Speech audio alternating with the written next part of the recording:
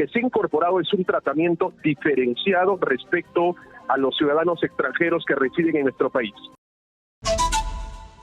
Doctor Portugal, ¿lo tenemos ya en la línea? Jorge, ¿cómo estás? Buenas noches, gracias por la oportunidad. Buenas noches. Doctor Portugal, díganos, por favor, en cristiano, para todos nuestros queridos oyentes, primero hablemos de los cambios en el decreto con el decreto legislativo 1573, los cambios que se han hecho al Código Penal. Muy bien. A ver, hay dos decretos que han sido emitidos en esta última semana. Uno primero tiene una modificación bastante importante al control de identidad policial regulado en el Código Procesal Penal, que como efectivamente tú has señalado, va a permitir cautelar en mayor medida un debido control por parte del policía y en ese sentido una mayor exigencia de reciprocidad de parte del ciudadano, de parte de nosotros. Ahora bien, Jorge, esto ya existía, no es que se haya incorporado o innovado a propósito de este decreto legislativo. Lo que se ha incorporado es un tratamiento diferenciado respecto a los ciudadanos extranjeros que residen en nuestro país. Correcto. Antes la legislación no establecía un marco de diferencia, sean ciudadanos peruanos o extranjeros, el control de identidad policial y el registro no podía ser hasta 4 horas, incluso de llevada a la dependencia policial. En palabras sencillas, tú y yo, Jorge, estamos caminando por la avenida Javier Prado y la policía podía requerir nuestro DNI. Si en ese momento nosotros portábamos nuestro DNI y la policía, cosa que no ocurre en nuestro querido país, tenía la aplicación del software para determinar si estamos o no requisitoriados, en el escenario número 1 le entregamos el DNI, identifica si estamos o no requisitoriados y si no lo estamos, en ese mismo momento, al segundo después, nos dejan libres, por llamarlo de una forma bastante sencilla. Ahora bien, como quiera que no tenemos ese software actualizado y no tenemos ese mecanismo directamente vinculado, si entregamos el DNI y a discreción del policía, a través de algunas preguntas que nos puedan formular, la superamos, no hay ningún problema.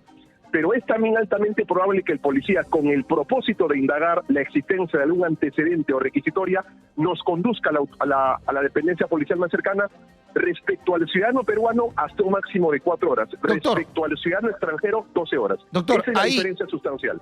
Correcto. Ese es un punto importante. Justo yo sabía que usted iba a llegar a ese punto de las horas.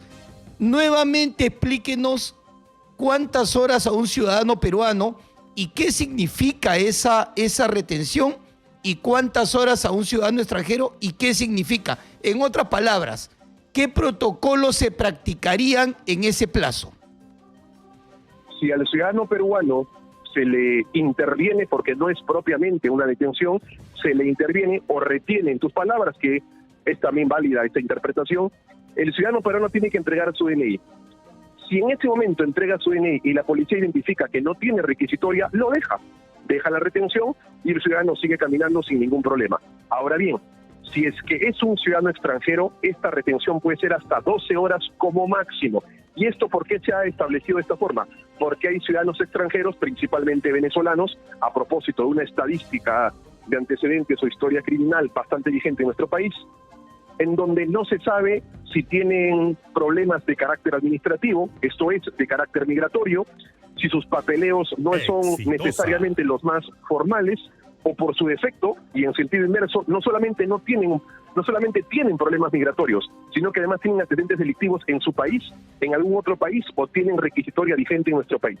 Por eso es que se ha establecido frente a esa situación que difícilmente se puede resolver en 4 horas. No sabemos si el consulado o la embajada de Venezuela tiene el registro de este ciudadano. No sabemos si tiene documentación migratoria o no. Entonces, frente a esa situación que es distinta a la del ciudadano peruano, se ha extendido el plazo de 12 horas en donde pueden llevar a la dependencia policial para averiguar la existencia de algún tipo de antecedente o requisitoria.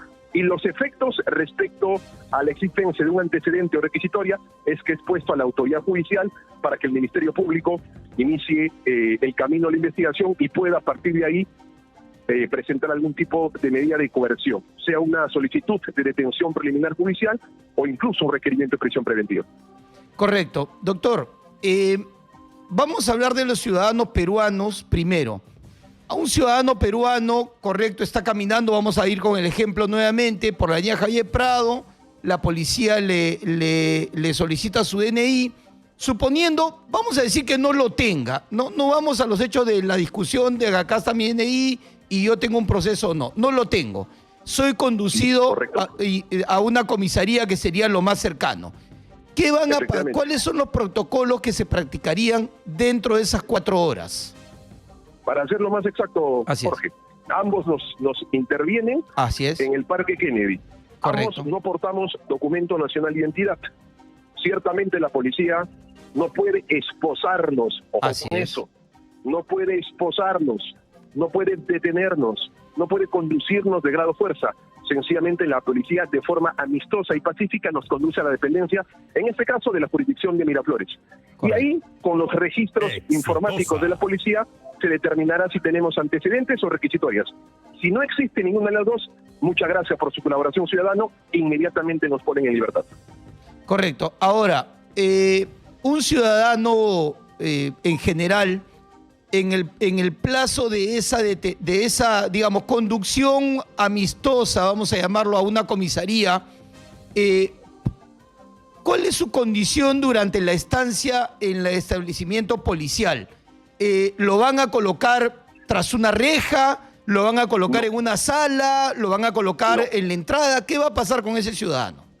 Eso es muy importante de cara a cautelar el trato que debe tener toda autoridad policial y la presunción de inocencia que debe ser absolutamente cautelada y respetada por la autoridad policial. No es un detenido, no es una persona que está investigada, es un intervenido por una situación posible de acto delictivo. Correcto. En ese sentido, mientras permanezca en la dependencia policial, así sea un ciudadano peruano o extranjero, porque los derechos humanos no tienen rostro y como tal, esa legislación tampoco establece un trato diferenciado, no pueden ingresar a ninguna carceleta con las personas que sí están detenidas. No pueden colocárseles ningún chaleco de detenidos, no pueden ingresar a ninguna celda de aislamiento. Tienen que estar libres de todo margen o de toda significancia de detención. Tienen que estar libres para que el procedimiento administrativo sea en ese ejercicio de libertad. Y esto es fundamentalmente importante porque así como hay una exigencia de parte del policía de cumplir su deber y una corresponsabilidad bajo el principio de reciprocidad con la autoridad de parte de los ciudadanos, también hay deberes hacia el policía durante el ejercicio de esta detención o requerimiento administrativo, como lo han llamado algunos colegas, y también derechos por parte de la persona que se encuentra retenida. Ahora, doctor, durante este periodo o en el momento en que yo estoy siendo conducido a un establecimiento policial, un ciudadano puede convocar a un abogado de su confianza, puede llamar a un abogado para que lo asista durante este breve plazo de 4 horas en el caso de los nacionales. Por supuesto. Y esto es absolutamente importante porque esta sí es una novedad bastante interesante en clave a un tratamiento constitucional que se le tiene que dar a un intervenido. Bien, así como hay exigencias, porque esta legislación es claramente pro ciudadano, pro seguridad, pro tranquilidad pública, en perjuicio de quienes pueden cometer algún tipo de actividad delictiva, también establece la equidad en el tratamiento y la equidad en los derechos. Cuando hacía referencia hace un minuto a que también tienen derecho a una comunicación, no solamente con su abogado, sino además con su familiar, para que tanto el familiar o el abogado asistan sin ningún tipo de obstáculo administrativo, puedan conversar con su familiar y puedan enterarse de las razones de esa situación. Ahora, es necesario reiterar, doctor, de que todo este procedimiento, este protocolo, puede realizarse sin presencia de fiscal ni de juez, ya que no estamos hablando de un detenido ni de alguien, digamos, presuntamente haya cometido un delito, ¿correcto? Correcto. Ahí sí hay que ser bastante claro, Jorge. Esta ley, desde sus inicios, es bastante discrecional, en ese sentido. Porque si uno lee de forma desapasionada, sincera y bajo una lupa reflexiva, podrá darse cuenta que la norma dice que personas vinculadas a una actividad delictiva. Entonces, ¿cómo yo sé que una persona, tú y yo, Jorge, que caminamos en Larcomar, estamos chacoteando, nos estamos fastidiando, estamos piropeando, ¿cómo sé yo que ese comportamiento es actividad delictiva? En principio no lo sería. Seremos palomillas, pero no somos delincuentes ni presuntos delincuentes. Entonces, ahí está el margen de discreción de la policía. Claro, pero alterar el orden público sí lo sería, ¿no? en ese escenario, Claro. tirar piedras, Claro. dañar Molestar propiedades, a alguien, que las claro, ¿no? policías, Claro. que la policía esté, por ejemplo, haciendo una suerte de servicio de inteligencia, detectando que esta persona está a punto de acechar o robar a un ciudadano, Claro. de que están haciendo marcaje o reglaje. Ahí tienes antecedentes de que están vinculados con un delito, y tanto más si los intervienes y no te muestran ninguna documentación y pueden entrar en contradicciones, tienes una construcción fundada, no de capricho, fundada para poder intervenirlos y llevarlos a la dependencia policial. Pero sí, por el contrario, estamos fumando un cigarro, estamos leyendo el diario El Libro para saber quién juega mañana o no, y de pronto viene la policía y tiene ese tratamiento hostil hacia nosotros. Si eso es así, y no habiendo tenido ninguna sospecha, cuanto menos mínima, de algún evento de cercanía delictiva de parte de nosotros dos, nos podemos ir, por supuesto. No podemos desobedecer ni sacatar. Tenemos ya la dependencia policial, pero podríamos denunciar a estas personas ante inspectoría por abuso de autoridad o incumplimiento en el ejercicio de su función. Correcto. Doctor Portugal, ¿cómo debería proceder un ciudadano, y ya obviamente hablando como abogado, cuál sería su recomendación a un ciudadano que es intervenido por la policía en cualquiera de estos supuestos que hemos conversado? ¿Cuál debería ser el procedimiento de un ciudadano de bien, un ciudadano peruano de bien, digamos, ¿no? Por supuesto. Y yo digo, y de bien y de mal, para que el que es un ciudadano de mal no cree un perjuicio en sí mismo, ¿no? Correcto. Primero, ser amistoso con el policía. No te está deteniendo ni mandando preso, simplemente está haciendo una labor administrativa. Segundo, nuestro derecho es exigirle el apellido y el nombre del policía que nos está interviniendo. Tiene que enseñarnos incluso su código para saber que efectivamente se trata de una autoridad policial o no están usurpando una función de autoridad policial. Ser acompañados sin esposas, de forma respetuosa, en el vehículo de la policía. Acercarnos a la dependencia policial. En ese trayecto, no necesariamente esperar a estar en el ambiente policial, en la comisaría, sino en el trayecto, en la ruta, en el vehículo, podemos hacer uso de nuestros celulares, porque no incautan nuestros celulares, no tienen por qué llevarse nuestras billeteras con fines de incautación, no tienen por qué llevarse nuestros celulares, absolutamente nada, porque es una suerte de retención administrativa. Correcto. Bien.